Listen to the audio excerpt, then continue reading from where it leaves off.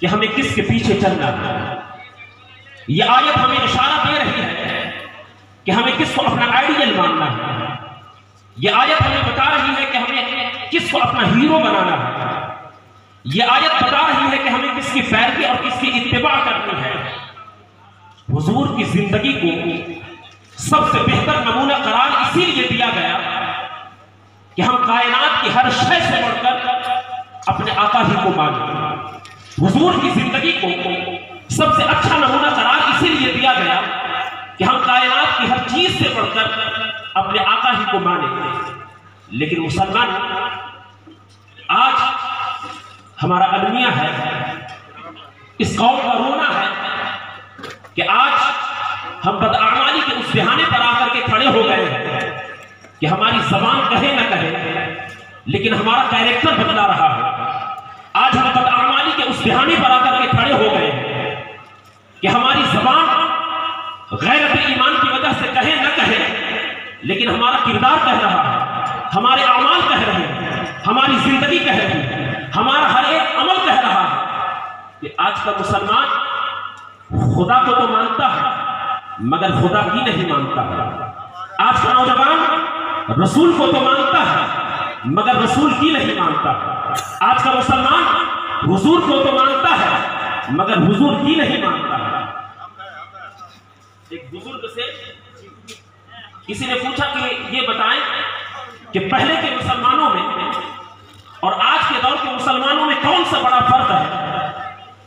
आखिर वजह क्या है कि उस दौर के मुसलमानों में यह ताकत थी कि अगर वो मुर्दे को ठोकर मारते तो मुर्दा जिंदा हो जाता था। और आज का मुसलमान, आखिर वजह क्या है।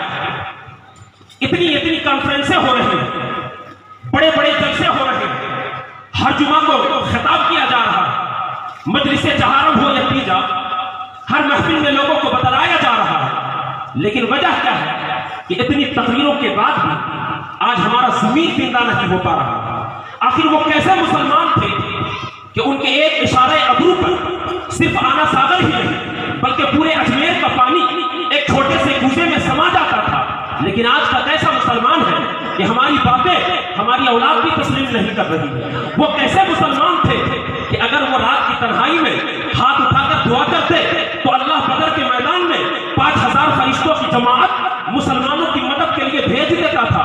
लेकिन आज बात क्या है, हम दुआ पर दुआ कर रहे हैं, मजलिसे दुआ मुनक्किद की जा रही है लेकिन हुकूमतें काबिज होती जा रही है। वजह क्या है? तो उस बुजुर्ग ने जो जवाब दिया था वो सुनने के लायक है मुसलमानों।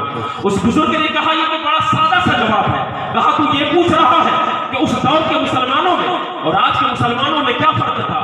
फरमाया सुनो, उस दौर के मुसलमान वो थे कि वो रसूल को भी मानते थे और रसूल की भी मानते थे, वो खुदा को भी मानते थे, खुदा की भी मानते थे। लेकिन आज का नौजवान, आज का मुसलमान ये खुदा को तो मानता है मगर खुदा की नहीं मानता है, ये रसूल को तो मानता है, रसूल की नहीं मानता है, ये हुजूर को तो मानता है मगर हुजूर की नहीं मानता है। और मिसाल भी देख लो ना, एक खातून है, एक औरत है, वो बेपर्दा सड़क पर चल रही है, बाजार में एक मुस्लिमा औरत बेपर्दा चल रही है। आप उनसे पूछे ना कि क्या आप खुदा को मानती हैं, वो कहेगी हाँ हम खुदा को मानते हैं। लेकिन उसकी बेपर्दगी बतला रही है कि वो खुदा को शायद मानती होगी लेकिन खुदा की नहीं मानती है। अगर खुदा की मानी होती तो जला बीबी हिन्ना पर अमल की होती और चादर का एक टुकड़ा अपने सर पर रखी होती, अपने चेहरे को छुपाई हुई होती। वो खुदा को तो मान रही है मगर खुदा की नहीं मान रही है। ये नौजवान, हमारे उलमा समझाते समझाते थक गए, लेकिन शादी ब्याह के मौके पर डीजे की आवाज पर नाचने वाले नौजवानों से आप पूछे ना क्या आप हुजूर को मानते हैं। तमाम नौजवान को एक जबान होकर कहेंगे मौलाना कैसी बात करते हो, हम खुदा को भी मानते हैं, रसूल को भी मानते हैं, औलिया को भी मानते हैं। लेकिन डीजे की आवाज पर नाचना, इसका डांस करना, ये बतला रहा है कि ये रसूल को शायद मानता होगा लेकिन रसूल की नहीं मानता है। ये हुजूर को मानता होगा लेकिन हुजूर की नहीं मानता है। इशा की नमाज मस्जिद में हो रही है और एक शख्स अपने घर में बैठ करके टीवी देख रहा है। इशा की जमात मस्जिद में हो रही है लेकिन एक शख्स सोफे पे बैठकर हाथ में रिमोट लेकर के कपिल शर्मा जैसा प्रोग्राम देख रहा है। आप उनसे पूछे ना कि भाई आप बताओ, आप रसूल को मानते हो? वो कहेगा मौलाना कैसी बात करते हो, हम रसूल को मानते हैं। और इससे बड़ी दलील की बात क्या होगी कि हम साल में 2 मरतबा ईदगाह जाते हैं, हफ्ते में 1 मरतबा जुमा की नमाज के लिए जाते हैं। मौलाना आप कह रहे हैं कि आप रसूल को मानते हैं कि नहीं? इससे बड़ी दलील और क्या होगी? हम छठी में भी नियाज कराते हैं, 11वीं में भी नियाज कराते हैं, 12वीं में भी नियाज कराते हैं, मुहर्रम में 10 दिनों तक हम अगरबत्ती भी जलाते हैं, दिया भी जलाते हैं। जब शबे बारात आ जाए कब्रों पर जाकर अगरबत्ती भी जलाते हैं, मोमबत्ती भी जलाते हैं। इससे बड़ी दलील की और बात क्या होगी? जब मुहर्रम की 9 तारीख आती है, कोई एक मुर्गा देता है, लेकिन मैं तो 2 मुर्गे से बात करता हूँ। लेकिन नहीं, आज इसका अमल बदला रहा है कि शायद ये हुजूर को तो मानता होगा लेकिन हुजूर की नहीं मानता है, ये खुदा को तो मानता होगा लेकिन खुदा की नहीं मानता है। अगर ये खुदा को माना होगा और खुदा की माना होगा तो इस वक्त इनके हाथों में टीवी की रिमोट नहीं होती, अल्लाह का कुरान होता। इस वक्त ये सोफे पर बैठकर टीवी नहीं देख रहा होता, इशा की जमात में शामिल होता। इस वक्त इसकी निगाहें टीवी स्क्रीन पर नहीं होती, सजदा करने की जगह पर होती। इसका अमल बतला रहा है कि ये हुजूर को तो मानता है मगर हुजूर की नहीं मानता है, ये रसूल को तो मानता है रसूल की नहीं मानता है, ये अल्लाह को तो मानता है मगर अल्लाह की नहीं मानता। हमारा अमल बतला रहा है कि आज का ये नौजवान खुदा को मानता है मगर खुदा की नहीं मानता। एक है जाहिर और एक है बातिन, माशाअल्लाह, एक है जाहिर और एक है बातिन। हमारे सरकार के भी 2 एस्पेक्ट हैं, एक है हुजूर की सूरत और एक है हुजूर की सीरत।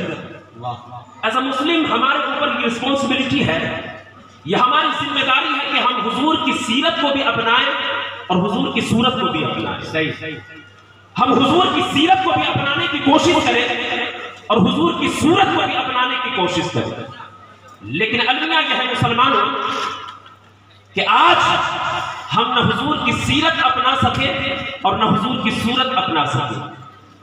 आज देखें ना, आज हर कौम लिबास से पहचानी जाती है, आज हर कौम अपनी जबान से पहचानी जाती है। आज दुनिया का हर आदमी अपने मजहबी तशख्खुस को बचाने की कोशिश कर रहा है। आज दुनिया का हर आदमी अपनी नेशनलिटी को बरकरार रखने की कोशिश कर रहा है। आज दुनिया का हर आदमी अपनी पर्सनालिटी को बरकरार रखने की कोशिश कर रहा है। आप देखिए ना, एक अंग्रेज है और आप उनको जाकर के ये अपना इस्लामी लिबास दे दो, ये हमारा लिबास है, हुजूर का लिबास, इसको किसी अंग्रेज को दे दे और कहे कि ये लिबास मैं तुम्हें मुफ्त में देता हूं, तुम पहन लो। ये हमारा कुर्ता पायजामा किसी अंग्रेज को जाकर के दे दे और कहे कि ये लिबास मैं तुम्हें मुफ्त में देता हूं, पहन लो। वो अंग्रेज कहेगा मेरा दिमाग खराब हो गया, मेरा अकली तवाज़ुन चला गया है कि मैं अपनी मजहबी पहचान को छोड़ दूं, मैं अपनी नेशनलिटी को खत्म कर दूं, मैं सब कुछ छोड़ सकता हूं। वो अंग्रेज कहेगा मैं अपना मजहबी लिबास नहीं छोड़ सकता हूं। वो सब कुछ छोड़ना गवारा करेगा लेकिन अपनी पहचान छोड़ना गवारा नहीं करेगा। एक काफिर है, आज उसको भी अपने मजहबी लिबास से प्यार है। आज सिर्फ ये मुसलमान अहमक है कि जिसने अपना मजहबी लिबास भी छोड़ दिया है और अपनी मजहबी जबान भी छोड़ दी है। आज अपना मजहबी शियार भी छोड़ दिया है, आज अपनी मजहबी पहचान भी हमने छोड़ दिया।